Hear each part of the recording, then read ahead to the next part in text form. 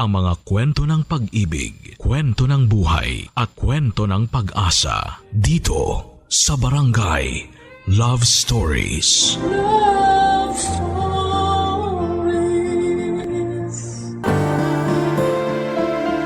Ang halaga ng mga anak ay hindi lamang nasusukat sa kaya nilang ibalik sa naging sakripisyo ng mga magulang. Ang pagtrato sa kanila ng pantay ay paraan din ng pagpapakita ng tunay na pagmamahal na tanging ama't ina lamang ang makapagbibigay. Ikaw, kabarangay, sa anong paraan mo naramdaman na mahalaga ka sa iyong mga magulang? Dear Papa Dudut, magandang araw po sa inyo at sa lahat ng mga nakikinig ngayon sa Barangay Love Stories.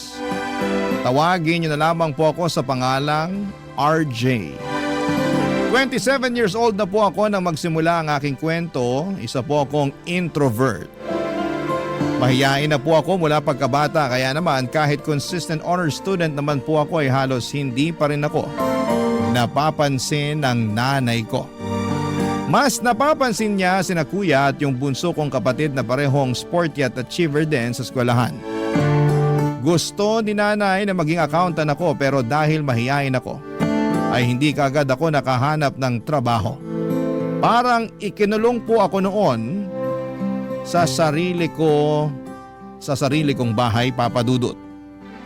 Hindi naman po talaga yon ang kurso na gusto ko pero si nanay ang pumili noon para sa akin dahil malaki raw ang sweldo ng mga accountant.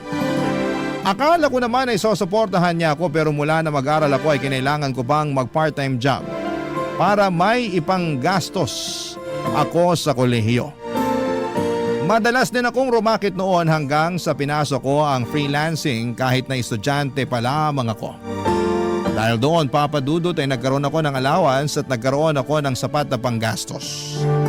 Hindi na ako umasa pa sa sustento ni tatay dahil si nanay din ang humahawak noon. Papa Dudut, nakatapos ako ng kolehiyo ng sariling sikap lamang. At nang mag-decide ako na ituloy ang freelancing ay hindi yun nagustuhan ni nanay dahil maliit pa ang kinikita ko noong time na yon. Samantalang si kuya ay sumasahod na ng 50,000 pesos kada buwan. At yung bunso naming kapatid ay consistent sa pagiging achiever kaya laging napapasaya si nanay. Naging streamer po kasi yung bunso kong kapatid at malaki ang kinikita niya roon kahit nag-aaral pa lamang. Kaya naman halos hindi na ako napapansin ni nanay. Nag-aambag naman ako sa mga gastusin pero halos hindi na rin yon napapansin dahil kadalasan ay nabayaran na ni kuya ang mga bills namin. Hanggang sa na-realize ko na parang may favoritism talaga si nanay sa aming magkakapatid, Papa Dudut.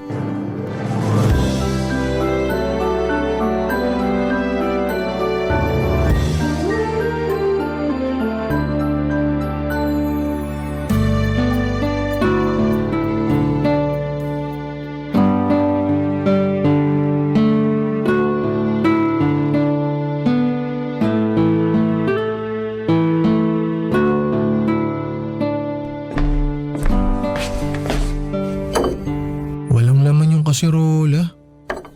Nay, may ulam po ba kayong naitabi? Ay, wala na. Ubus na. Tulog ka kasi ng tulog dyan eh. Ayan, naubusan ka tuloy. Nagtatrabaho po ako sa kwarto. Hindi po ako natutulog lang. So, sinong niloko mo? Lagi kang nagkukulong sa kwarto mo. Tinatawag ka pero wala kang naririnig. Pasensya na po kayo kung hindi ko kayo narinig. Lumabas-labas ka kasi sa kwarto mo para hindi ka nabibingi. Ginagawa mo kasing opisina yung kwarto mong hindi man lang nasisikatan ng araw eh. Di po ako pwede dito sa labas magtrabaho. Maingay po rito eh. Ah, ganon? Sa tingin mo nakakaabala pa kami sa'yo? Nakakahiya naman, RJ. Nay naman, hindi po yun yung ibig kong sabihin. Kailangan ko lang po talaga ng tahimik na lugar para sa trabaho ko. Kaya nga po sa kwarto na lang Hindi ako ako interesado sa ginagawa mo. Kung gusto mong makakain, magluto ka ng sarili mong hapunan. Wala kang kasambahay dito. Ay, magdedelata na lang po ako. Kung ginamit mo sana yung tinapos mo, maganda na sana yung trabaho mo ngayon. Yung kasabayan mo, kumikita na ng 60,000 monthly. Samantalang ikaw, Kulang pa sa sarili mo yung sinesweldo mo. Hindi ko alam kung bakit nagtitiis ka pa dyan sa pipitsuging trabaho mo eh. Samantalang ang daming magagandang opportunity sa'yo sa labas. Nag-iipon lang naman po ako ngayon, Nay. Mag-i-exam din po ako. Kailangan ko lang po masecure lahat ng gagastusin ko. Itutuloy ko naman po eh.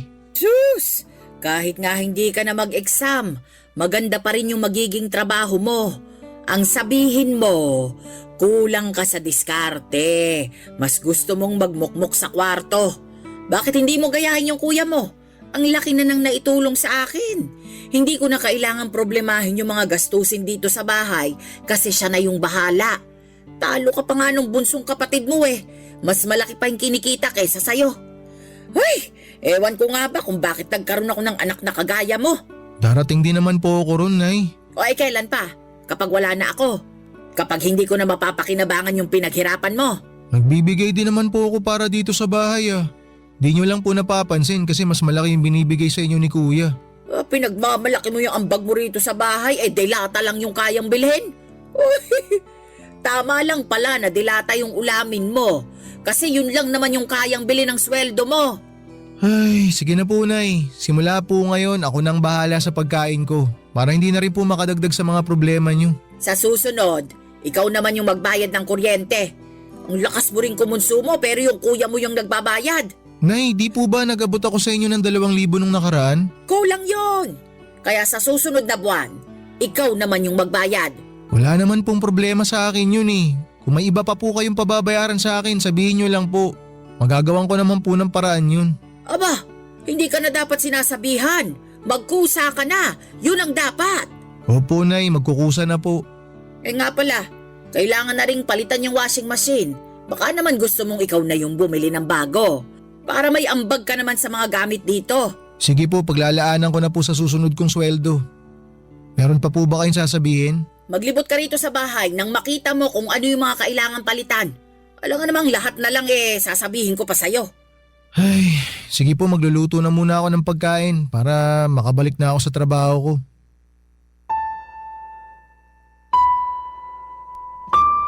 Papadudod sa kabila ng hindi patas na pagtrato ni nanay sa akin kumpara sa mga kapatid ko, ay ginagawa ko pa rin ang lahat para makatulong sa kanya. Sa katunayan, 80% ng sweldo ko ay binibigay ko na kay nanay para wala na siyang masabi. Hindi ko na lang iniisip na hindi ako tinulungan ng nanay ko noong nag-aaral ako sa kolehiyo. Ang mahalaga na lamang sa akin ay may ambag ako sa bahay sa pagbabaka sakaling magbago rin ang pakikitungo sa akin ni nanay. Papadudot, bukod po sa hindi ko naranasang maging paborito ni nanay, ay hindi ko pa rin po nararanasang magkaroon ng girlfriend. May mga nakikilala naman po ako sa social media account ko pero palagi akong nafe-friend zone. Gaya na lamang ni Ederlyn. Naging close kami noong binasted niya ako at sa kanya ako madalas naglalabas ng sama ng loob. At palagi rin naman siyang nagbibigay ng advice. Pinigilan ko naman ang sarili ko na hindi na ma-fall sa kanya pero sa katagalan ay hindi ko na yon napigilan. Lalo na nang mag-decide si Ederlyn na makipagkita sa akin, papadudot.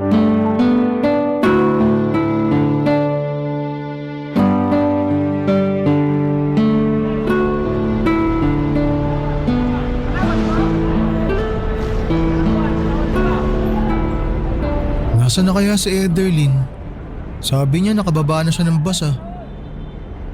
RJ! Ikaw na ba yan? Ay! Ikaw nga! Uy! Oh, bakit ganyan yung reaction mo? Wala. Nagulat lang ako. Bigla mo kasi ako niyakap eh. Hindi ka ba sanay nang niyayakap? Hindi pa kasi ako nayayakap ng ibang babae bukod sa mga pinsan ko. Ganon? Eh ito, Bakit mo ako hinalikan sa labi? para ako rin yung first kiss mo. Ha? Pero di ba ayaw mo naligawan kita? Dati yun kasi hindi pa naman tayo nagkikita sa personal. Feeling ko kasi noon parang ayaw mong makipag-meet kaya binasted kita. Ayoko naman ng online boyfriend lang. Sorry. Mahihain lang kasi talaga ako. Kita ko nga. Pero wag kang mag-alala, ako na lang yung mag-a-adjust para sa'yo. Perfect kaya tayo. Isang introvert at isang extrovert. Magtatagal ka ba rito? Hindi, ilang araw lang ako rito. Gusto lang talaga kita makita tsaka para matupad na rin yung mga travel goals natin. Sabi mo, itutour mo ako dito sa Ilocos. Gagawin ko naman yun. Ang kaso, hindi kita madadala sa bahay. Okay lang ba kung ihanap na lang kita ng pansamantalang matutuluyan mo? Don't worry, okay lang naman sa akin na mag-hotel na lang muna. Ilang araw lang naman eh. Ako nang bahala sa pang-check-in mo. Huh? Hindi, no, ako na. May budget ako para dito, kaya wag mo na akong alalahanin, okay? Basta, ikaw yung tour guide ko. Pasensya ka na talaga. Kung hindi lang sana magagalit si nanay, doon na lang kita patutuluyin sa bahay. Ano ka ba? Okay lang talaga. Mas mag-worry ako kung mag-aaway pa kayo ng nanay mo dahil sa pagtuloy ko sa inyo. Ay, salamat at naiintindihan mo. Tara, samahan na kita mag-check-in. Okay, pero wag ka na muna umuwi ah. Samahan mo muna akong kumain. Siyempre naman kakain tayo. Kung gusto mo, simulan ko na ngayon yung pag-tour ko sa'yo eh. Bukas na lang. Medyo pagod pa kasi ako sa biyahe. Ang layo kasi. Sabi ko kasi sa'yo, ikaw na lang pupuntahan ko. Sorry, pero kapag hinintay ko pang ikaw yung pumunta sa akin, baka hindi pa rin tayo nagmi-meet until now. Ganun ba talaga akala mo sa akin? Honestly, oo. Paano kung sabihin ko sa'yong may nahanap na ako matutuluyan sana sa San Pedro? Eh di sorry kung na-judge kita. Pero ngayon, gusto ko lang ipaalam at linawin sa'yo na binabawi ko na yung pang-reject ko sa'yo noon. Tayo na! Ha? Tayo na? Aha. Salamat ha. Akala ko kasi talaga wala nang pag-asa na maging tayo eh. Pwede ba akong yumakap? Kanina pa nga ako naghihintay oh. Papadudot, sa totoo lang ay halos lumubog na ako sa kahihiyan tuwing naaalala ko kung paano ko hinarap si Ederlyn sa unang beses ng pagkikita namin. Hindi ko rin inaasahan na sa araw na yon pa niya ako sasagutin. Nakakahiyaman na siya pa mismo ang pumunta sa akin ay natuwa na rin ako dahil finally ay nagkita na rin kaming dalawa ng personal. Dahil bungangera ang nanay ko, gustuhin ko mang doon na lamang sa bahay magstay si Ederlyn, ay hindi ko na po ipinagpaalam pa kay nanay dahil alam kong hindi rin naman siya papayag. Sinamahan ko na lamang siya para mag-check-in sa isang hotel. Medyo may kalayuan yon sa amin pero sabi ko sa kanya, ako na lamang ang pupunta sa kanya para hindi na siya masyadong maabala. Papadudot, bukod sa vlogger at dati ring virtual assistant si Ederlyn, ay may kaya po ang pamilya niya. Parehong nasa medical field ang mga magulang niya. At yung panganay naman niyang kapatid ay kapapasa lamang sa bar exam. Hospitality management ang tinapos ni Ederlyn pero mas gusto niyang mag-vlog. Sinubukan niya lang maging virtual assistant dahil sa akin at para masabi sa parents niya na may trabaho naman siya. Pero sa kabila ng estado nila sa buhay, kahit minsan ay hindi ko nakita ng kaartihan si Ederlyn. Kaya naman mas lalo ko po siyang nagustuhan. Ang problema, akala ko ay matutuwa ang nanay ko kapag naipakilala or nagpakilala na ako ng babae sa kanya gaya ng ginawa ng kuya ko. Pero nang dalhin ko sa bahay si Ederlyn para makilala ni nanay ay pinahiya ako nito sa harapan mismo ng girlfriend ko, Papadudot. Barangay Love Stories. Barangay Love Stories. Papadudot, panay ang hingi ko ng sorry kay Ederlyn dahil sa naging pakikitungo sa kanya ni nanay. Sinabihan kasi ako ng nanay ko na hindi raw siya interesadong makilalang babaeng kasama ko dahil dagdag palamunin lang daw sa bahay. Yon ay kahit na ipinaliwanag ko sa kanya na hindi naman makikitira o makikituloy man lang sa amin si Ederlyn. Masyado ko nasaktan sa ginawang yon ni nanay at umabot na sa puntong sumama ng husto ang loob ko sa kanya.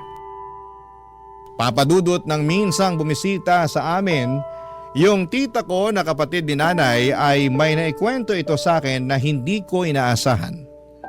Noong ipinagbubuntis pala ako ng nanay ko ay nagkaroon sila ni tatay ng malalang pag-aaway.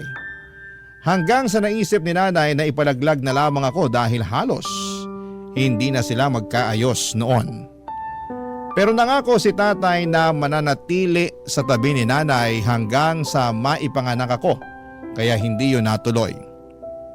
Naging okay ulit ang pagsasama nila hanggang sa ipagbuntis naman ni nanay ang bunso naming kapatid. Pero noong malalaki na kami ay tuluyan na silang nagkahiwalay.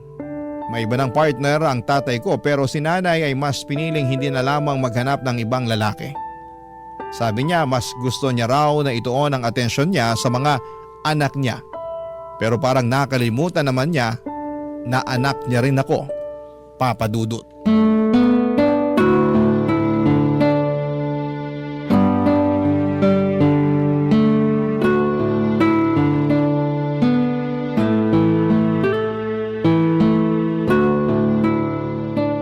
RJ! RJ! Ano ba? Kanina pa kita ginigising ah. Hindi ka ba tatayo dyan? Bakit po, Nay? Tutulog ko pa lang po eh. Sakit pa ng ulo ko. Paanong hindi sasakit puyat ka ng puyat? Wala namang kakwenta-kwenta yung ginagawa mo. Bumangon ka na riyan. Ay, eto babangon na. Ano po bang problema? Mag-empake ka na ng mga gamit mo at ipapalinis ko tong kwarto mo. Po, bakit kailangan ko pang mag-impake? May iba nang magkakwarto dito. Ha? Saan naman po ako niyan matutulog? Wala na pong ibang kwarto dito sa bahay. Kung hindi mo kayang matulog sa sala, maghanap ka na lang ng mauupahan. Matanda ka na. Kaya mo ng sarili mo. Pero bakit naman po biglaan? Sana sinabi niyo sa akin na mas maaga na palalayasan niyo na pala ako dito para naman napaghandaan ko. Hindi naman po basta-basta na makakahanap ako ng mauupahan eh. Problema ko pa ba yun? Gawa mo ng paraan. Basta alisin mo yung mga gamit mo rito kasi may iba nang gagamit ng kwarto. Sino naman po? Kung gusto niyo, rirentahan ko na lang tong kwarto ko para… Ay, hindi pwede. Dito natitira yung mapapangasawa ng kuya mo. Pero habang hindi pa sila ikinakasal, magkahiwalay muna sila ng kwarto. Pero Nay, bakit kailangan ako yung umalis? Sino bang pinakamaliit yung ambag dito sa bahay? Di lumabas din yung totoo Anong pinagsasasabi mo? na may paborito kayong anak. Wala akong paboritong anak. Ikaw ha? Wala ka nang naitutulong sa akin kung ano-ano pang sinasabi mo. Totoo naman eh. Palagi na lang si kuya tsaka si bunso yung pinapaboran nyo. Porki sila yung nakakapagbigay ng malaking pera sa inyo. Pagdating sa akin, palaging mainit yung ulo nyo. Palagi na lang kayong galit. Lagi kayong nakasinghal. Parang di anak yung turing nyo sa akin. Dadramahan mo pa talaga ako. Ako yung magdedesisyon kung hanggang kailan ka lang pwedeng manatili sa bahay na to. Kaya bilisan mo na ang pagkilos dyan. Darating na mamaya yung girlfriend ng kuya mo. Mas pipiliin nyo pa talagang patirahin yung ibang tao dito kaysa sa sarili nyong anak? Grabe naman kayo, Nay. Pwede namang sinakuya yung mga upahan kung balak talaga nila magpakasal. Tsaka hindi lang naman po sa inyo tong bahay eh. Si tatay po ang nagpatayo nito kaya may karapatan akong tumira dito. Yung girlfriend ni kuya, meron ba? Hindi naman po siya parte ng pamilya. Pues ngayon, parte na siya ng pamilya. Kaya may karapatan na siya. At ikaw, total naman paalamunin ka lang dito sa bahay. Mas mabuti nang magsarili ka na nang matuto ka naman. Sige po, aalis ako rito. Patirahin nyo kung sino mang gusto nyong patirahin dito sa bahay nyo.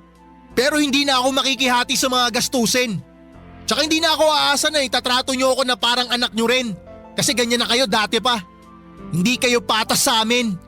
Pero magantay lang kayo. Patutunayan ko sa inyo na kaya ko pang higitan yung ginagawa ng mga paborito nyong anak. Sinasabi ko sa inyo, balang araw, Nay, kakailanganin nyo rin ako. Papa Dudut, nadala na po ako noon ng emosyon ko kaya nasabi ko yon kay nanay. Hindi ko po kasi matanggap na mas gusto pa ni nanay na magpatira sa bahay namin nang hindi niya naman kadugo. Samantalang ako na ginagawa ang lahat para makatulong sa kanya kahit na matagal na niyang pinaparamdam na kinalimutan na niya ako bilang anak ay hindi niya man lang binigyan kahit katiting na konsiderasyon. Nagmukha akong kawawa noong araw na pinalayas niya ako.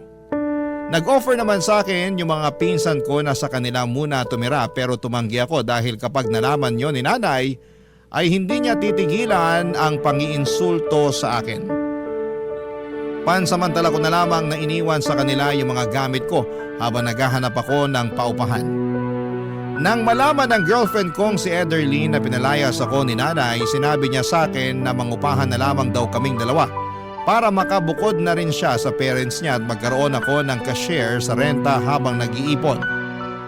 Hindi naman ako nagdalawang isip noon dahil paraan na rin yon para makalayo kina nanay. Ipinamigay ko na lamang yung iba kong mga gamit, kaunti lang yon dinala ko at kasama na roon yung mga gamit ko sa trabaho. Nakapagsimula ako at nagkaroon ng payapang buhay nang hindi kasama ang nanay ko, Papa Dudut.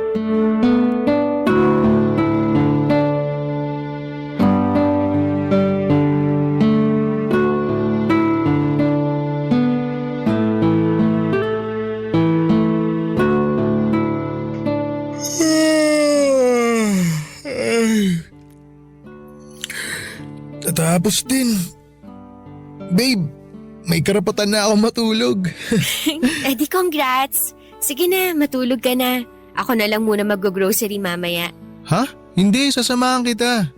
Mamaya na lang ako matutulog pag uwi natin. Ayan ka na naman. Okay lang naman sa akin na ako na lang muna.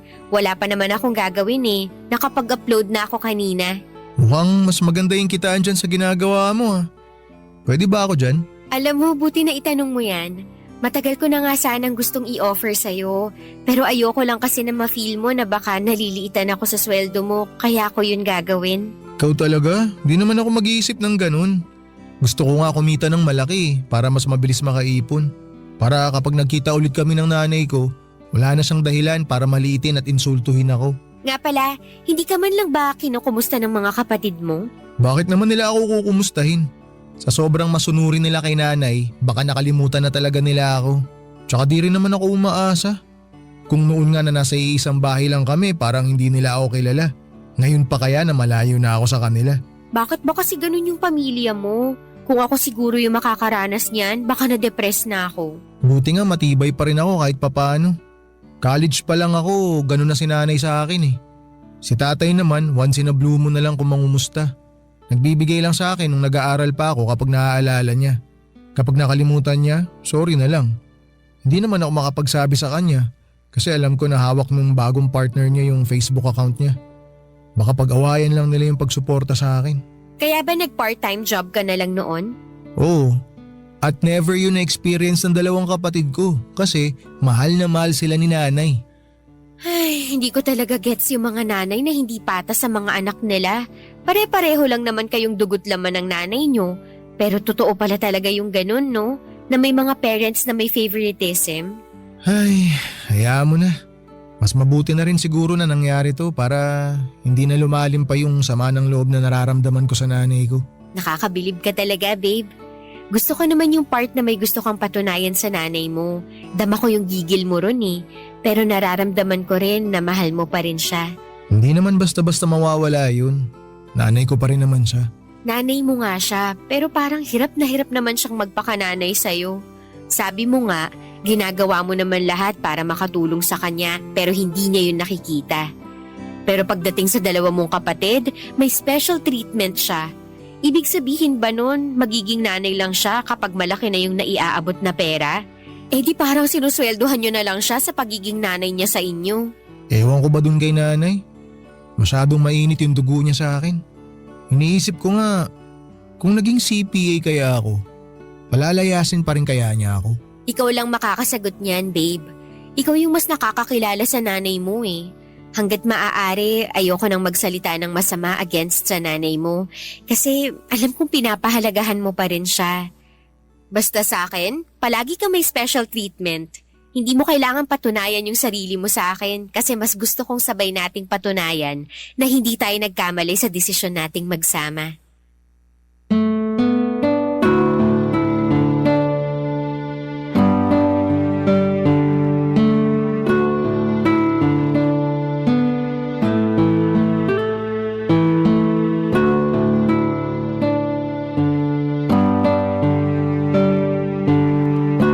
Papadudot parang nagkaroon ako ng kalayaan at kakaibang saya mula nang palayasin ako ni nanay.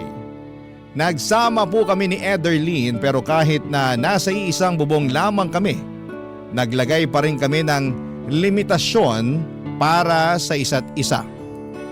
Alam ko na may pangarap pa si Ederlyn at ganon din naman ako kaya nagkasundo kami na career muna ang ipopursue namin bago ang pagkakaroon ng sarili naming pamilya. Papadudot, isinama ako ni Ederlyn sa pagbablog niya. Mahilig kasi siya sa mga riding adventures at pumunta sa iba't ibang mga lugar kasama ang mga pinsan niya. Libangan niya lamang daw yon noong una hanggang sa dumami ang kanyang followers and subscribers. May account din siya sa iba pang streaming platforms at kumikita rin siya sa pagla-live doon. Nakabili siya ng may kamahalang motor na ginagamit niya sa pag-rides.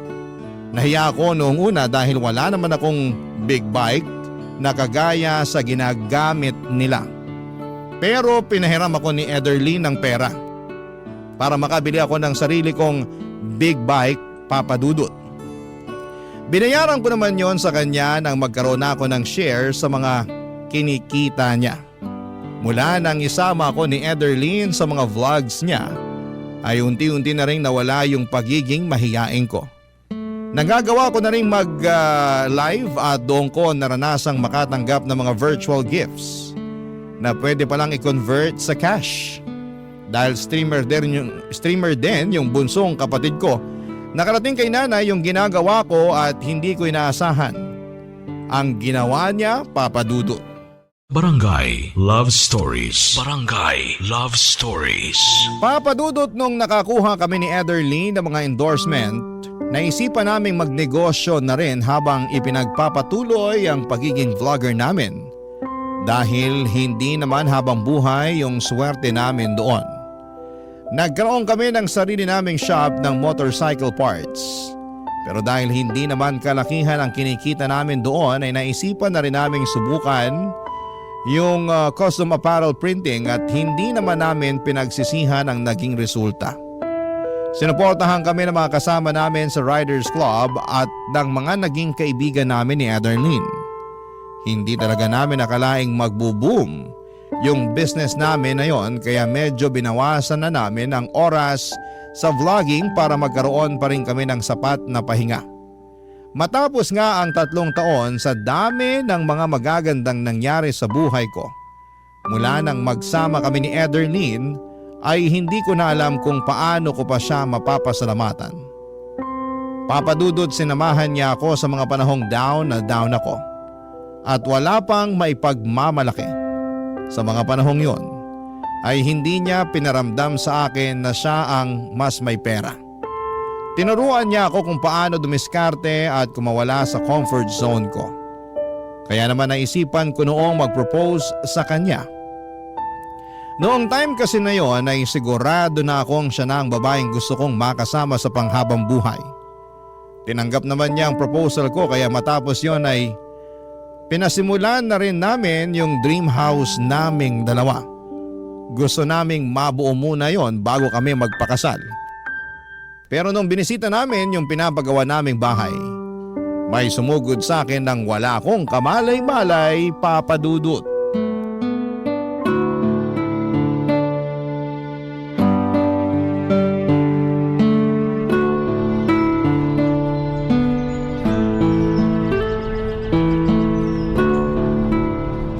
Mukhang matagal-tagal pa bago matapos tong dream house natin. Oo nga eh, mukhang kailangan pa nating doblehin yung sipag sa pagtatrabaho. Wala namang problema yun. Kayang-kaya natin yun, babe. Pero kapag magkakaanak na tayo, hindi na pwede yung ganun ha. Ayoko ma-stress ka masyado. May 1 taon pa naman tayo, di ba? Madadagdagan pa yung ipon natin. Oh, may dumating. Sino kaya yun? Babe, nanay mo yata. RJ! Nay?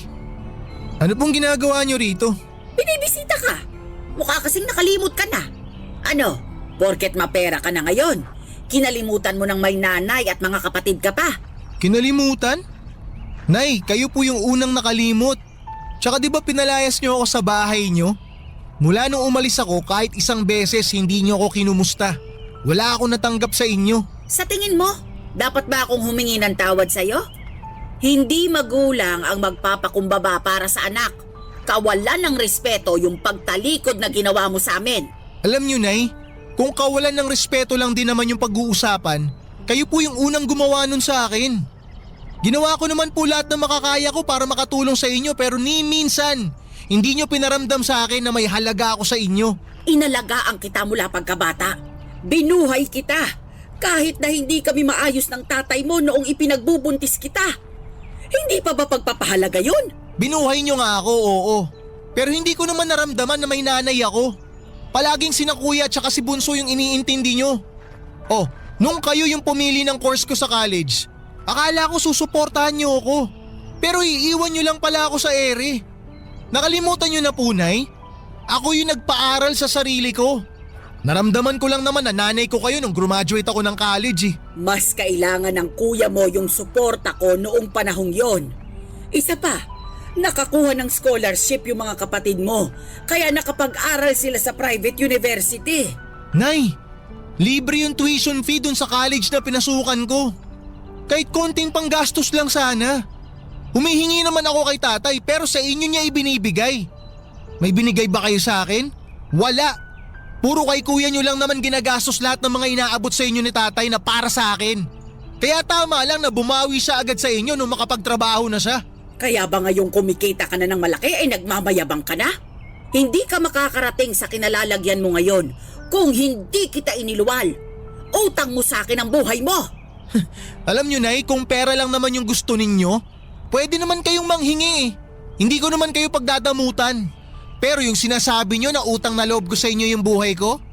Sige, sabihin na natin na totoo yon kasi binuhay nyo ako. Pero kung may choice lang ako nun, hindi ko naman gugustuhin na mabuhay na kulang sa pagmamahal ng isang ina eh. Kaya nyo naman magbigay ng pagmamahal eh. Nagawa nyo nga sa mga kapatid ko. Pero bakit pagdating sa akin ang damot-damot nyo? Ano po bang nagawa ko sa inyo? Papadudot na tahimik na lamang po noon si nanay at napilitang umalis dahil sa sagutan naming yon. Pero bago siya umalis ay sinabihan ko siya na mag-transfer na lamang ako ng pera sa bank account niya.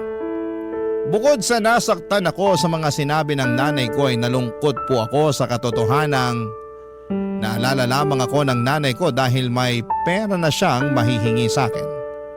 Nagbingi-bingihan po siya sa mga saloobin ko gaya ng ginagawa niya noon. Matapos ako mag-transfer ng pera sa account ni nanay ay minessage niya ako sa Facebook at pinipilit na doon na lamang ulit tumira sa bahay. Pero nang pinanindigan kong bubukod na ako dahil balak na naming magpakasal, ni Ederlyn ay hindi naman yon nagustuhan ni nanay. Nalaman ko na lamang na nag-post na pala siya sa Facebook para paringgan ako. Nabasa naman po yon ng mga kamag-anak namin at kinampihan nila si nanay. Dinilit naman po ni nanay yung Facebook post niya pero wala na rin pong silbi yon dahil masama na ang tingin sa akin ng mga kamag-anak namin. Papadudot nalaman ko na lamang na wala na pala sa bahay namin yung girlfriend ni kuya dahil pinalayas daw po ito ni tatay nang minsang bumisita siya roon. Sinabihan niya raw po si kuya na bumukod na kung balak nitong bumuo ng sariling pamilya. Wala naman pong nagawa noon si nanay kaya napilitan ng umalis doon si kuya. Yan ang mga ganap, Papadudot.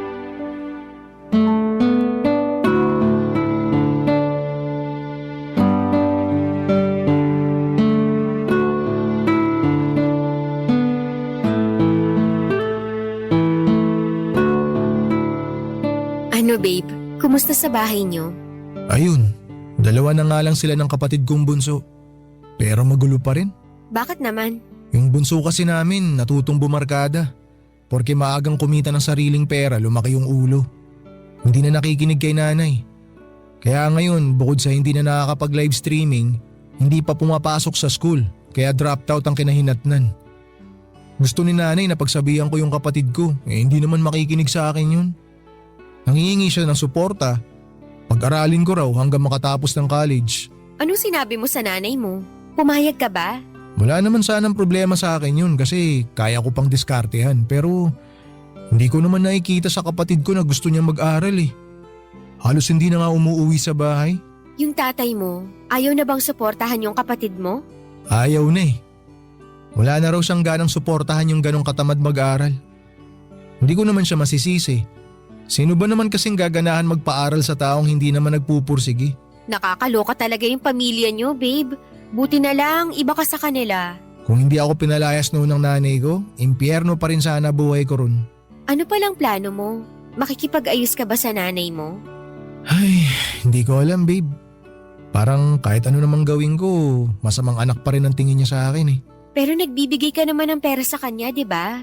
Oo, nagbibigay pa rin ako. Hindi ko siya pagdadamutan. Pero di na ako umaasang magkakaayos pa kami. Di na rin ako umaasa na mararamdaman ko pa na mahal ako ng nanay ko. Buti pa nga si tatay kahit na para siyang kabuting pasulpot-sulpot lang sa bahay, may malasakit pa rin siya sa akin. Sorry ha, pero kaya lang naman kayo nagkasira-sira kasi masyadong mukhang pera yung nanay mo. Hindi kaya yun din yung dahilan kaya sila naghiwalay ng tatay niyo? Hindi ko alam kung ano talagang dahilan ng paghihiwalay nila. Pero sa nakikita ko, mukhang ganun na nga. Tsaka kung titingnan si tatay, hindi rin niya pinagsisisihan na hiniwalayan niya si nanay. Masaya na siya sa bago niyang partner. Tsaka okay naman kami ni tatay. Tinanggap ko na lang na iba na yung priority niya. Pero ang importante, naaalala niya pa rin na may mga anak siya kay nanay. Pero yung nanay mo, sa tingin mo ba, wala na talagang pag-asa na maayos yung relasyon niyo? Paano kapag ikakasal na tayo, hindi mo ba siya iimbitahin? Sa totoo lang, di ko alam. Baka mag-skandalo pa siya sa simbahan pag nagkataon eh. Alam mo babe, mas maganda pa rin talaga na magkausap kayo ulit. Yung mas mahinahon at mas maayos na pag-uusap para maintindihan niyo yung isa't isa. Ang hirap kasi na may mabigat ka pa ring dala-dala kasi hindi maayos yung relasyon yung mag-ina. Alam ko naman na hindi ikaw yung nagkulang. Pero subukan mo lang na ikaw ulit yung lumapit sa kanya. Baka sakaling lumambot yung puso niya sa'yo. Ay, sige, susubukan ko. Basta babe, kahit anong mangyari dyan sa gagawin mo, nandito lang ako. Hindi ako makikialam sa pag-uusap niyo kasi baka mas lalo lang gumulo. Lalo na hindi ako gusto ng nanay mo. Oo babe, huwag ka na makialam. Ayoko rin kasi na madamay ka sa gulo na meron yung pamilya ko eh. Tsaka wala ka namang kailangang gawin. Yung suporta mo pa lang sa akin, sobra-sobra na. Kaya kung hindi man ako sinuwerte na magkaroon ng masayang pamilya, kayang gawa ng paraan yun. Bubuo na lang tayo ng dream family natin. Papadudot mula nang mawala sa bahay si kuya ay hindi na ito nagbigay pa ulit ng pera kay nanay. Kaya naman sa akin na palaging nangungulit ang nanay ko. Nangungumusta naman siya pero bago pa man ako makasagot ay may kasunod na kaagad na hihingi siya ng pera. Kahit nag-uusap na kami at sinusubukan kong makipag-ayos sa kanya ay parang wala pa rin namang nagbago sa relasyon namin. Mas gusto pa rin niyang makasama si kuya. Nabalitaan ko kasi na pinupuntahan niya si kuya sa inuupahan nito at minsan ay naglilinis pa doon. Pero kahit na hindi na nagbibigay sa kanya si kuya ay hindi niya ito pinagsasalitaan ng kagaya sa ginagawa niya sa akin. Hanggang sa pagkakataong yon ay pinapakita pa rin niyang favorite niya si kuya kahit ako na ang sumusuporta sa kanya. Pero noong malapit na ang kasal namin ni Ederlyn, nagulat na lamang po ako noong dumating si nanay sa bahay namin. Umiiyak siya at gustong humingi ng tawad sa mga nagawa niya sa akin. Nalaman ko na itinaboy pala siya ni kuya at ipinahiya sa harapan ng girlfriend nito nang masunog ni nanay nang hindi sinasadya ang kabibili nitong damit. Sino ba naman po ako para hindi ko patawarin ang nanay ko, Papa Dudut? Sa ngayon ay maayos na po ang relasyon naming mag-ina. Natuloy na rin po yung kasal namin ni Ederlyn pero sa halip na gawin naming magarbo ay intimate wedding na lamang po ang pinili naming mag-asawa. At syempre kasama ko po roon ang dalawa kong magulang.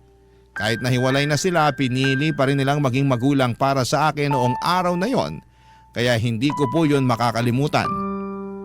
Hindi ko man po naayos ang relasyon ko sa dalawa kong kapatid kahit papaano ay gumaan na po ang pakiramdam ko dahil okay na kami ng nanay ko.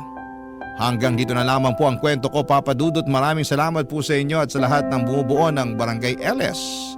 Ang inyong forever kapuso at kabarangay, RJ. Barangay Love Stories. Barangay Love Stories. Ako, gigil na gigil talaga ako sa nangyayari sa kwento natin. O ikaw, kabarangay, kumukulo rin ba dugo mo? Pwede kang mag-iwan ng comment sa ating comment section. Barangay LS 97.1. 97.1.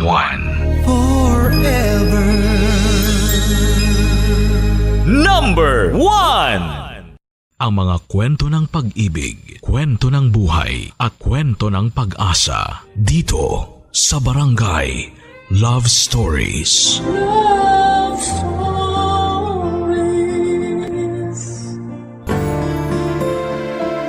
Marami tayong kayang isakripisyo para sa pagmamahal.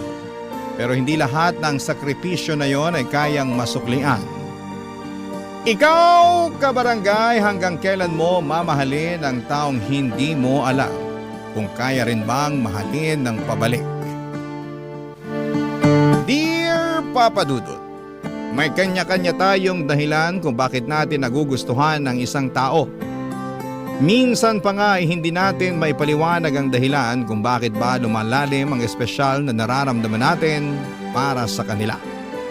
Na para bang may sariling buhay ang puso natin na bigla na lamang nahuhulog sa isang tao. At wala na tayong ibang magagawa kung hindi ang sumunod na lamang dito.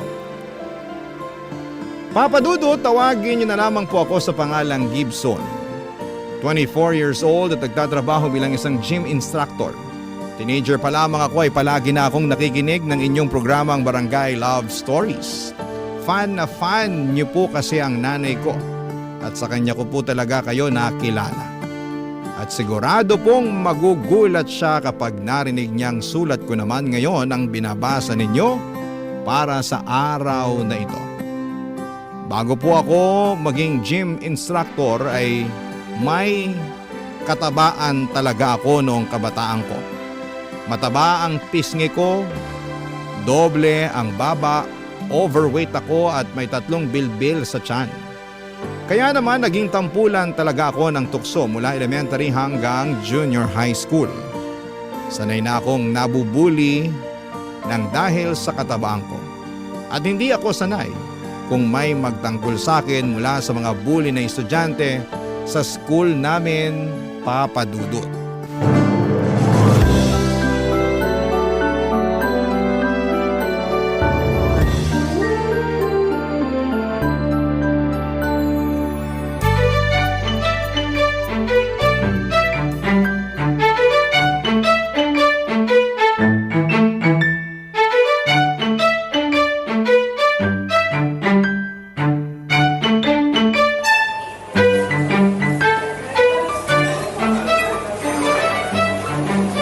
Hi Angel, nagdala ako ng Japanese cake para sa'yo. Uy! Favorite ko yan. Para sa akin talaga yan. Oo, ginawa to ng mama ko kaninang umaga kaya naisipan ko magdala ng extra para sa'yo eh. Thank you, Gibson. Tara, sabay na tayong kumain. Upo ka na dyan sa upuan. Sige.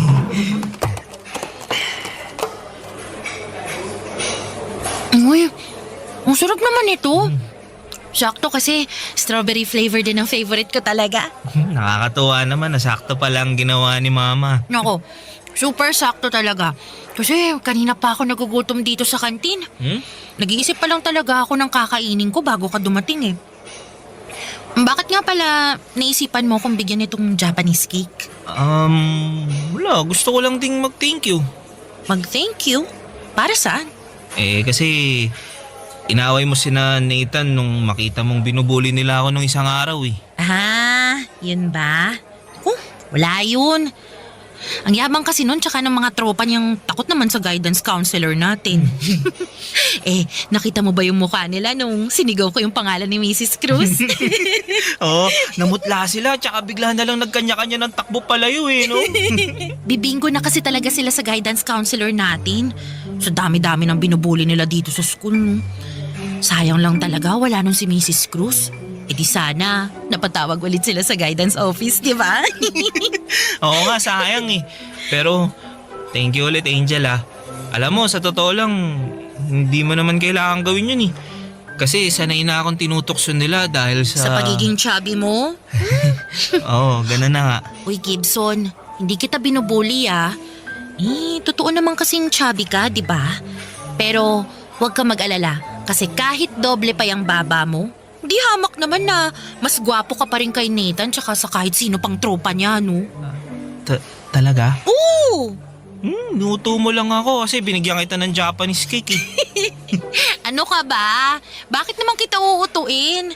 Nagsasabi lang ako ng totoo. Kita mo naman yung mukha niya, di ba? Ang daming malalalim na pimple marks. Samantalang yung mukha mo, tingnan mo oh, parang kutis artista. Uy, bakit namumulay ang pisngi mo? Okay ka lang ba, Gibson? Oo, okay lang ako. We, sigurado ka ba? Kasi parang biglang naging mansana sa pula yung pisngi mo eh.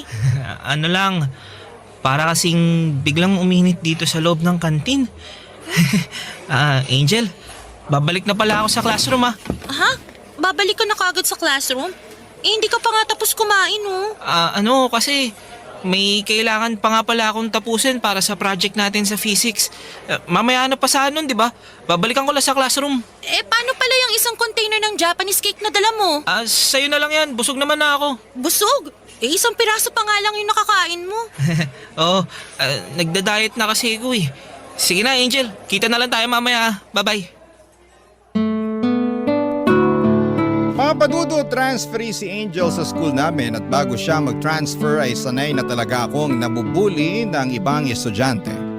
Lalo na kapag hindi ko kasama ang mga kaibigan ko. Kagaya ng sinabi ko kanina ay sanay naman na ako kasi mula elementary pa lamang ay nararanasan ko na yon.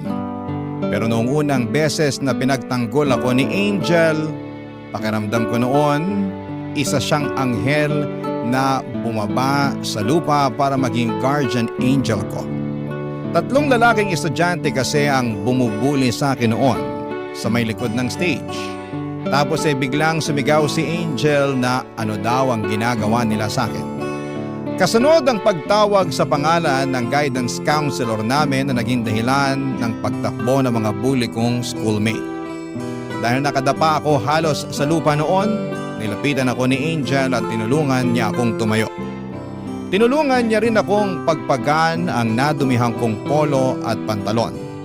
Sinabi niya noon na dapat daw ay hindi ko sila hinahayaan na bulihin ako.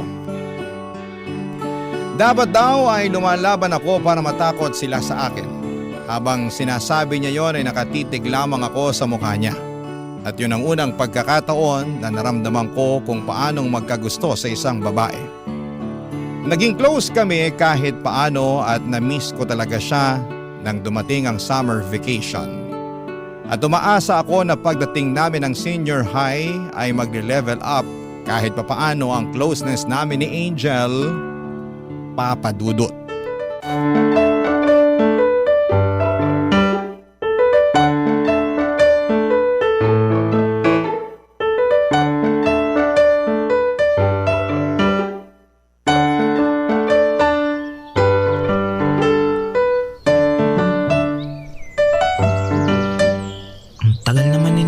At John, kanina pa ako naghihintay sa kanila dito sa guardhouse. Hanggang ngayon wala pa rin sila. Uy! Gibson! Angel. Bakit nandito ka sa guardhouse? Ha? May hinihintay kasi ako eh. Sino? Girlfriend mo? Naku, hindi ah. Wala akong girlfriend. Alam ko namang wala kang girlfriend. Hindi ka nga marunong manligaw, di ba? Pero sino nga hinihintay mo? Yung mga kaibigan ko, sina Dennis at Jonah. May usapan kasi kami na dito kami magkikita-kita eh. Okay. Akala ko naman kung sinong hinihintay mo. Ay, kamusta pala yung summer vacation mo? Okay lang.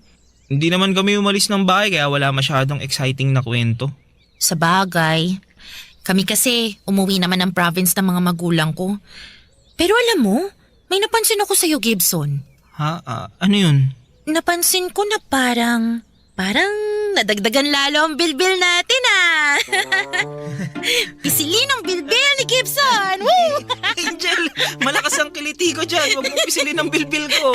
Sorry, nakakagigil kasi yung mga bilbil mo eh. Tapos nadagdagan pa ngayon. Puro kain lang din kasi ko buong bakasyon eh. Halata nga. Pero wag kang mag-alala. Cute ka pa rin naman kahit chubby ka eh. Ikaw din, maganda ka pa rin hanggang ngayon. Mas lalo ka pang gumanda eh. Ano yan? Ha? May sinabi ba ako? Oo, may sinabi ka. Hindi ko lang masyadong naintindihan kasi parang bumubulong ka. Ano ba yung sinabi mo kanina? Ano lang yun? Gibson! Ha? Nandyan na pala yung mga kaibigan ko. Uy, sorry. Late kami sa usapan natin. Tagal kasing kumilos nitong si Dennis eh. Dinaanan ko pa sa bahay nila. Ay, sorry na istorbo yata namin yung pag-uusap niyo ni Angel. Ay naku, hindi. Sinamahan ko lang yang si Gibson habang hinihintay niya kayo. Alam niyo na, baka mapagtripan na naman ng mga estudyanteng walang magawa sa buhay. Pero, palis na rin naman ako. Oy, Gibson, kita na lang ulit tayo mamaya ah. Sige, bye-bye Angel. Bye-bye, Angel. Uy, Hindi naman ako ganyan magsalita Ay, kanina. hindi ba? Pero pansin ko, konti na lang mababali na yung leg mo kakahabol ng tingin sa kanya. Lakas talaga ng tama mo kay Angel, no? Pero alam mo, kung ako sa'yo, sa ibang babae na lang ako magkakagusto. Naku, tama ka dyan, Dennis. Kasi kung tibo lang ako, hindi rin ako magkakagusto dyan kay Angel. Bakit naman? Maganda naman si Angel tsaka mabait po. Ayun na nga, maganda siya kaya ang daming nagkakagusto sa kanya. Normal naman na maraming magkagusto sa kanya. Tsaka wala naman akong balak na ligawan siya. Hindi nga. Oo nga. Crush ko lang siya tsaka hindi ko siya planong ligawan kahit kailan kasi alam ko naman na mababasted lang ako eh. Buti naman, alam mo. Grabe naman kayo. Akala ko ba magkakaibigan tayo? Kaibigan ka namin kaya ayaw ka naming masaktan. Alam mo kasi, Gibson, kilala ko yung mga naging ex-boyfriend ni Angel. Lahat sila gwapo, saka maganda yung katawan. Kaya ngayon pa lang, alisin mo na talaga sa isip mo na magkakagusto siya sa'yo. Papadudot muse ng campus namin si Angel, kaya naman kilala talaga siya na maganda sa school namin. Marami ang nagkakagusto sa kanya at alam ko rin na ilang beses na siyang nagka-boyfriend at tama ang mga kaibigan ko. Walang-wala talaga ako kung ikukumpara sa mga itsura ng naging ex-boyfriend ni Angel. Pero nang mga panahon na yon ay kontento naman na ako sa friendship na meron kami. Masaya na ako na nakakapag-usap kami sa pang-araw-araw, kaya hindi na ako kailangan pang paalalahanan ng mga kaibigan ko. Alam ko na concerned lamang sila sa akin pero alam ko rin naman kung paano ako iingatan ang damdamin ko. Kasi ng mga panahon na yon, Papadudot, nakokontrol ko pa talaga yung nararamdaman ko para kay Angel kahit na sekretong nagmamahal na ako sa kanya. Barangay Love Stories. Barangay Love Stories. Papadudot, mas lalo kaming naging close ni Angel sa senior high. Bukod sa klase ay nagkikita rin kami sa isang maliit na nursing home na malapit lang din sa school namin na pagmamay-ari ng isang matandang dalaga na si Nanay Pilar. Madalas kami doon kasi nagpapa-fundraising at charity event kami. Kasama ng ibang mga kaklase at teacher namin para sa mga matatandang nakatira sa lugar na yon. Nakakatuwa lang kasi pareho kami ni Angel na mahilig tumulong sa mga matatanda. Pareho kaming lumaki sa mga lola namin at namatay sila sa magkasunod na taon noong nasa junior high pa kami. Nagkakapalitan tuloy kami ng mga kwento sa kung paano kami inalagaan ng mga lola namin noon. Tapos sa tuwing nasa nursing home ay tinutokso kami ng mga matatanda doon. Sinasabi nila na bagay daw kaming dalawa at nakikita daw nila na balang araw magiging kami ni Angel. Siyempre, tumatanggi naman ako at sinasabi na imposibleng mangyari yon. Pero si Angel ay palagi lamang siyang ngumingiti na para bang natutuwa pa siya kapag tinutokso kaming dalawa sa isa't isa, Papadudot.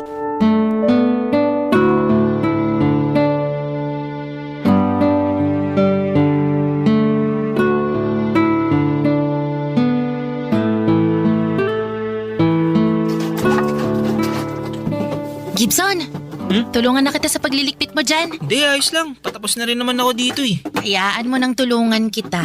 Kasi ang dami mo nang ginawa sa buong maghapon. Kaya ko na to. Pumasok ka na sa loob kasi medyo mainit dito sa labas.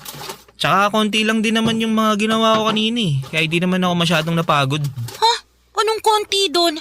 Ikaw na nga yung nag-setup sa living area para sa pag-games natin kay na lolo't lola. Tapos ikaw na rin yung nagligpit ng mga kalat doon pagkatapos ng mga activity na ginawa natin. At ngayon, ikaw pa yung naglilikpit dyan sa lababo. Hindi pa nga ako pagod. Kaya huwag ka na mag-alala sa akin. Aba, ang sipag mo naman talaga ngayon na. Baka mamaya bigla ka nalang pumayat dyan. Naku! Mamimiss ko tong mga bilbil mo. Uy, Angel, huwag mo nga pisilin yung mga bilbil ko. Sinabi ko na sa'yo malakas ang kiliti ko dyan eh. Baka kasi bigla na lang mawala to eh. Sinusulit ko lang napisilin ngayon. Grabe ka sa mga bilbil ko. Pero sige, para matapos na yung pangungulit mo, itabi mo na lang yung mga baso at pinggan na nabanlawan ko na. O di na yun. Buti naman at pinatulong mo na rin ako dito. Baka kasi hindi ka tumigil sa pangungulit mo dyan eh. Nasaan na ba kasi yung mga kaibigan mo? Bakit ang aga nilang umalis ngayon? Si Jonah, may family gathering daw sila na kailangan puntahan. Si Dennis naman, hahabol daw sa basketball game nila. Sumabay pa talaga sila sa ibang kaklase natin na umalis ng ganito kaaga, no? 2 na lang tuloy tayong naiwan para maglinis ng mga kalat dito. Mabuti na lang, mabilis kang magligpit ng mga kalat kahit chubby ka. Ikaw, kanina mo pa napapansin ng mga bilbil ko ah.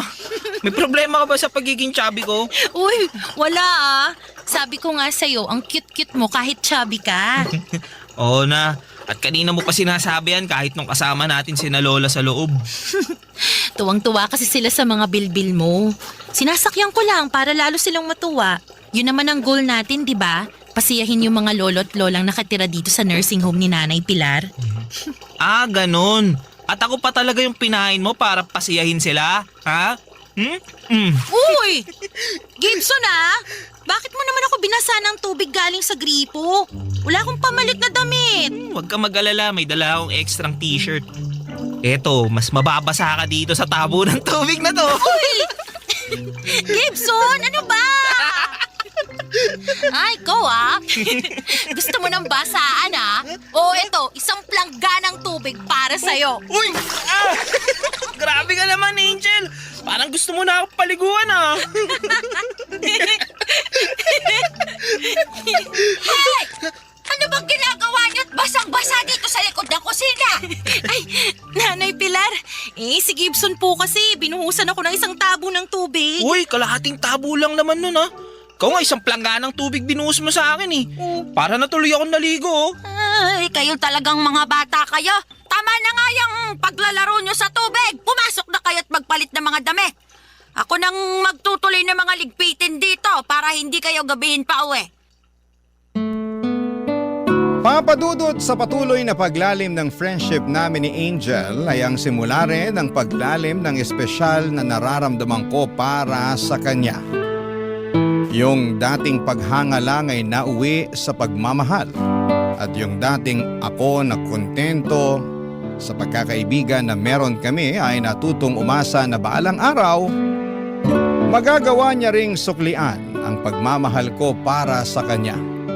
Lalo na at mas naging close pa kaming dalawa noon. Kung dati puro nakaraan ang pinagkwekwentuhan namin ay naging madalas ang pag-uusap namin tungkol sa future. Tungkol sa mga pangarap namin at plano sa buhay. Tapos ay natutuwa ako sa tuwing magkukwento sa akin si Angel ng tungkol sa pamilya niya. Mga tinatago niyang hinanakit pati na rin ang nasasayang na parte ng kwento ng buhay niya. Pakiramdam ko talaga noon ay espesyal na ako sa kanya. Pakiramdam ko kahit papaano ay may pag-asa ako na magustuhan niya rin ako kahit na mataba ako. Kaya naman sa araw ng senior high school graduation namin, nagdesisyon ako magtapat ng totoong nararamdaman ko para sa kanya, Papa Dudut.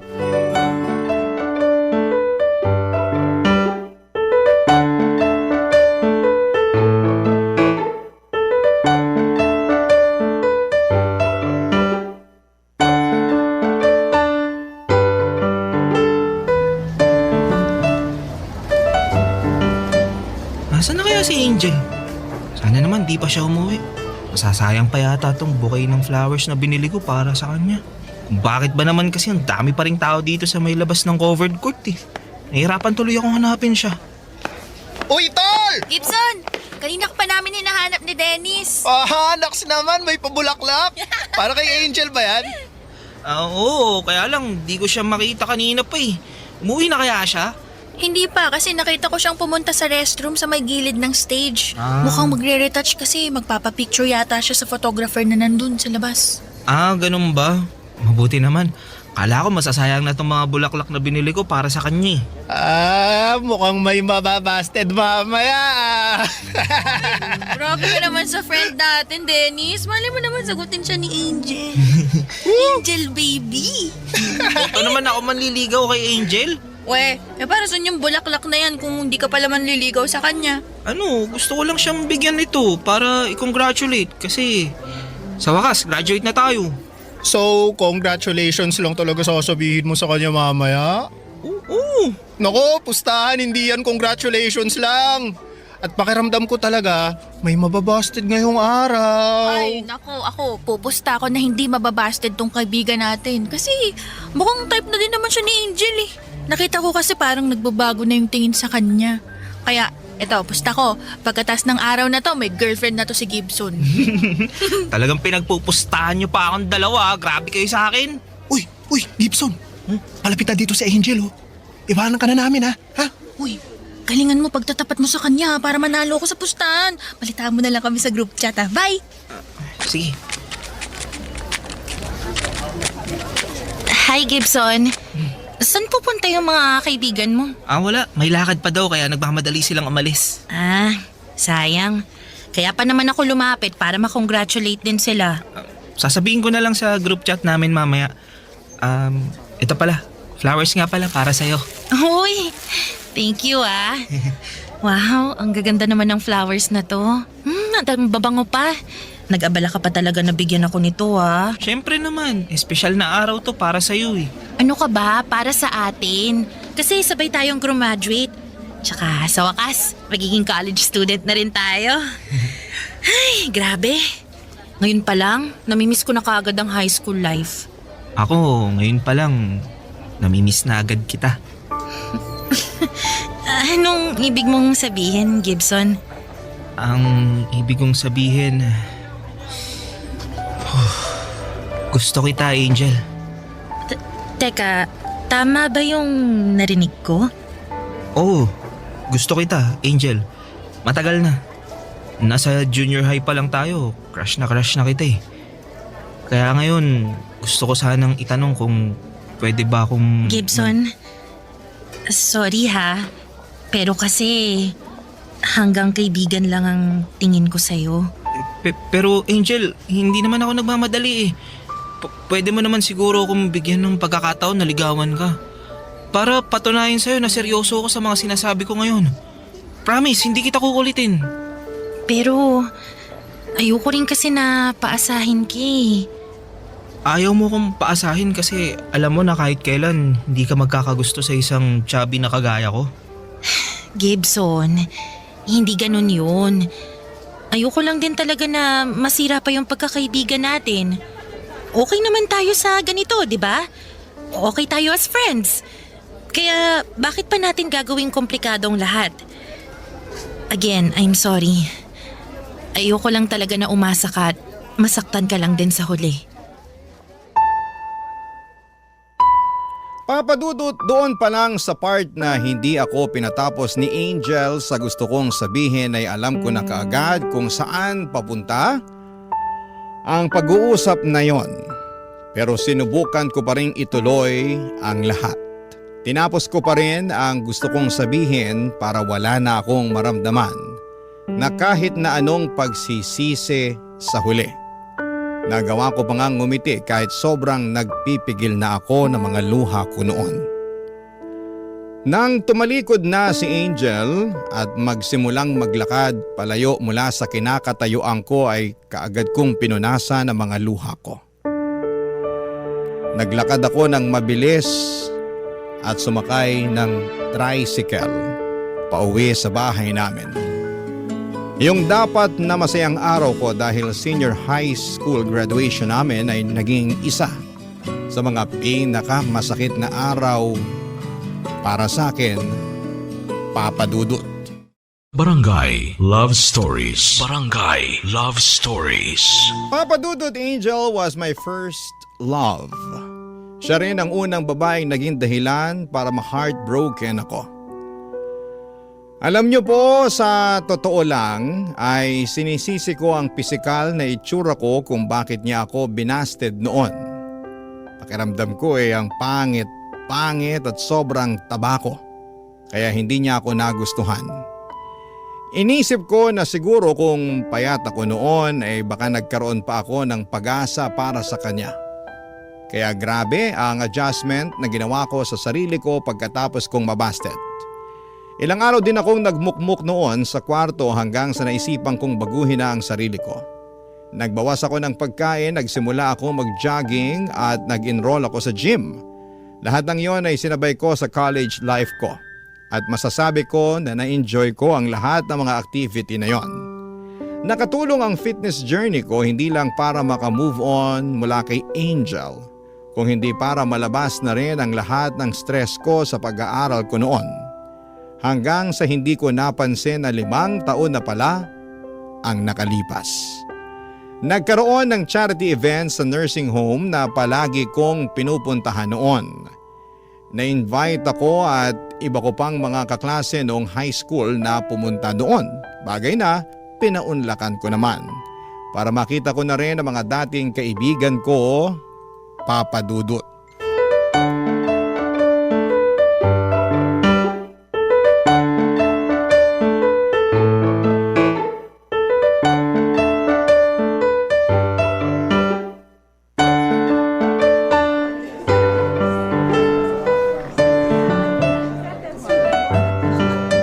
Dennis?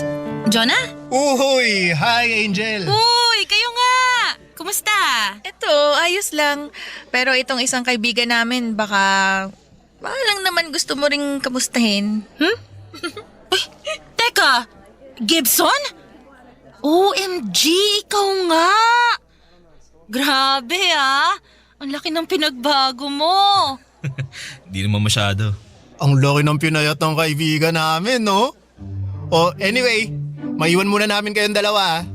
Parang may nakita ako na kailangang ayusin banda dun eh. Tara na, Jonah. Ay, oo, sige, tara. Dali, tara. Grabe talaga. Hindi kita nakilala.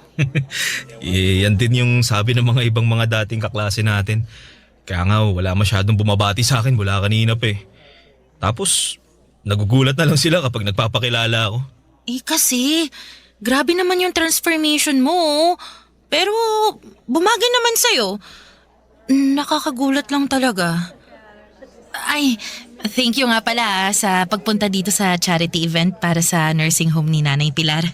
Alam mo naman na basta para kay Nanay Pilar at sa mga lolo at lola sa bahay na to, palagi ako maglalaan ng oras. Congrats nga din pala dun sa fun run for Akos na inorganize mo last month Ang daming runners. Teka, tumakbo ka rin sa event namin? Oo, hindi na nga lang kita nalapitan kasi nakita ko sobrang busy mo. Grabe Gibson, sobrang thank you talaga Sa fun run pa lang pala namin, nakasupport ka na. Wala yun. Mahilig na rin kasi talaga akong sumali sa mga fun run. Alam mo na, running era. Oo nga Nako, buti na lang talaga pumatok ang running era na yan. Mas lalo tuloy dumami yung mga nagjo-join sa mga fun run namin kahit na maliit na event lang kami. Nakikita rin kasi ng mga runners na fun run for Akos yung ino-organize nyo at kung saan napupunta yung mga kinikita nyo. Nakapost lahat sa social media page nyo kaya marami na nangiengganyo na mag-join sa event nyo.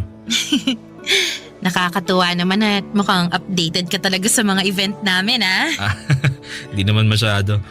Pero di ba may fun run ulit kayo sa susunod na buwan? Hindi raw updated pero ngayon alam kagad ang susunod na event namin. Nakita ko lang din sa nakapost sa page nyo kahapon. May alam din kasi ako ng mga pwedeng maging sponsor nyo. Ibibigay ko na lang sa'yo yung contact number nila para matawagan mo at masendan mo ng proposal. Hala, talaga Gibson? Naku, sobrang laking tulong yan para sa event at beneficiaries namin Ngayon pa lang, sobrang thank you na talaga sa tulong mo. Ang ganda naman kasi talaga ng advocacy ng mga event nyo eh. Kaya ang sarap suportahan. Huwag kang mag-alala, maghahanap pa ako ng ibang pwedeng makatulong sa event nyo.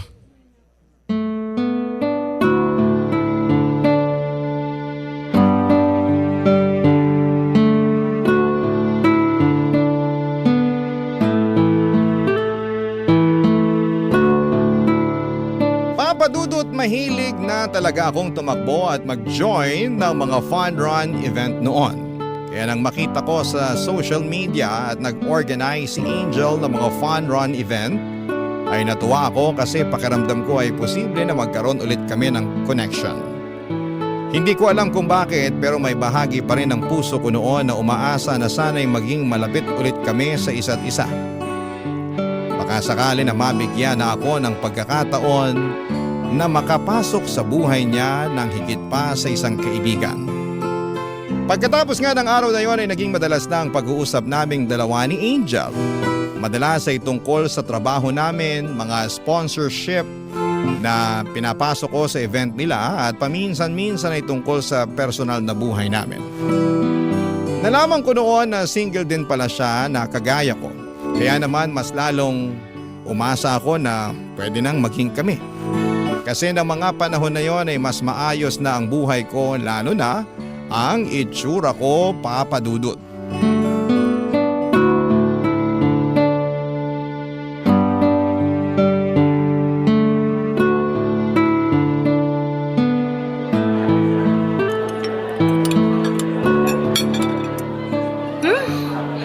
Grabe, ang sarap pala ng pagkain sa restaurant na to. Lalo na tong Bicol Express. Swabe yung anghang. Yan talaga ang bestseller nila dito. Minsan nga, hindi pa yung nagiging available kasi ang daming umu-order eh. Masarap naman kasi talaga. Tapos, ang lambot pa ng pagkakaluto sa pork. Nakakatuwa kasi hindi mahirap ngayain. Masarap din yung ibang pagkain nila na in-order mo Kagaya nitong lemon chicken tsaka nitong, crispy mushroom. Mabuti naman nagustuhan mo. Ay nako, nagustuhan ko lahat. Pero next time, kahit sa karinderya na lang tayo mag-meeting ng tungkol sa fun run namin.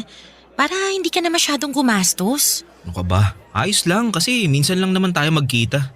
Tsaka di naman masyadong mahal yung mga kinakainan natin. Ay nako, hanggang ngayon hindi ka pa rin nagbabago. Kahit nawala na ang 3 bilbil at pangalawang baba mo, ikaw pa rin yung super generous Gibson na nakilala at naging kaibigan ko. Kaibigan lang?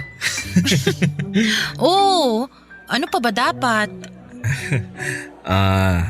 Angel, hindi ko pa alam kung ito ba yung tamang pagkakataon pero may gusto sana akong itanong. Gibson. Angel, pwede ba this time patapusin mo muna ako magsalita? Kung okay lang naman sa'yo. Oh, sige. Alam ko na ilang taon na yung lumipas mula nung pagtapat ko sa iyo yung nararamdaman ko. Angel, gusto kong malaman mo na kahit gaano nakatagal yon, hindi nagbago kung ano man ang nararamdaman ko. Gusto pa rin kita. And sana this time, bigyan mo na ako ng chance na patunayan sa iyo na seryoso ako sa mga sinasabi ko ngayon. Sana payagan mo na akong ligawan kita. Gibson, una sa lahat, gusto kong mag-thank you sa lahat ng effort mo para sa akin. Simula noon hanggang ngayon. Pero kasi ang Kasi hindi pa rin pwede? Kasi hindi mo pa rin ako gusto? Angel, bakit kaya hindi mo muna ako bigyan ng chance na ligawan ka? Ang laki na ng pinagbago ko. At ginawa ko ang lahat ng to para sa'yo. Pero Gibson, hindi ko naman sinabi sa'yo na gawin mo yan eh. Hindi ko sinabi na baguhin mo ang sarili mo para sa akin. Ginawa ko to. Kasi ang buong akala ko, magugustuhan mo na ako kapag pumayat ako. Kapag naging fit ako. Kapag naging successful ako sa buhay ko. Angel, hindi ko maintindihan eh. Ano pa bang kulang sa akin? Walang kulang sa'yo, Gibson. Kung ganun, bakit ayaw mo pumayag na ligawan kita? Kasi nga ayoko na nagpapaasa ng tao. Ayoko na umasa ka sa akin. Sorry talaga, pero Hanggang friendship lang ang kaya kong ibigay sa'yo eh. Di mo man lang ba talaga susubukan? Hindi mo man lang ba ako bibigyan ng chance? Bibigyan ng chance tapos ano? Masasaktan ka lang sa huli. Masasayang lang ulit lahat ng effort mo para sa akin. Gibson, ayoko ng ganun. Ang pinakaayoko sa lahat yung binibigyan ko ng pag-asa yung tao na alam ko namang hindi ko kayang magustuhan. Ayoko nang nagpapaasa. Gibson, mabuti kang tao. Walang mali sa'yo, totoo yun. Pero, hindi lang talaga ako yung babaeng para sa'yo.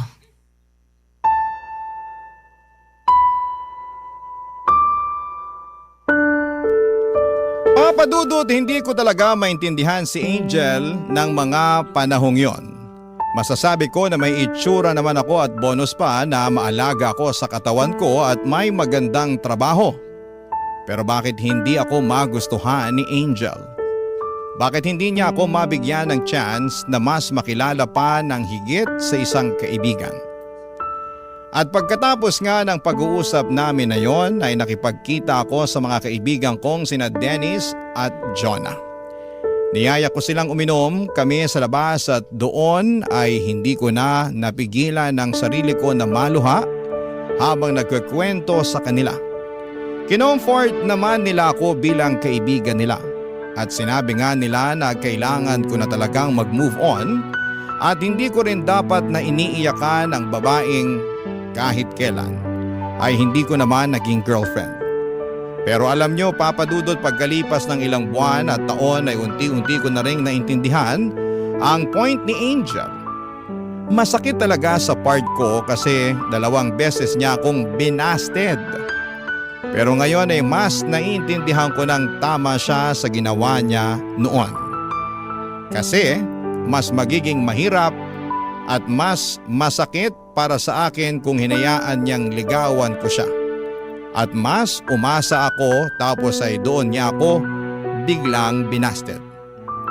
Baka doon din ako mas mahirapang mag-move on mula sa kanya. Kaya malaki ang pasasalamat ko sa kanya kasi pinangalagaan niya talaga ang friendship namin at ang feelings ko. At dahil na rin naging malaki ang positive impact niya sa buhay ko ay mas natuto akong alagaan at pahalagahan ang sarili ko ng dahil sa kanya. Maraming salamat po, Papa Dudut, kung sakali mang mapili po ninyo ang sulat ko. Ang inyong forever kapuso at kabarangay, Gibson. Kwentuhan naman tayo dito sa comment section.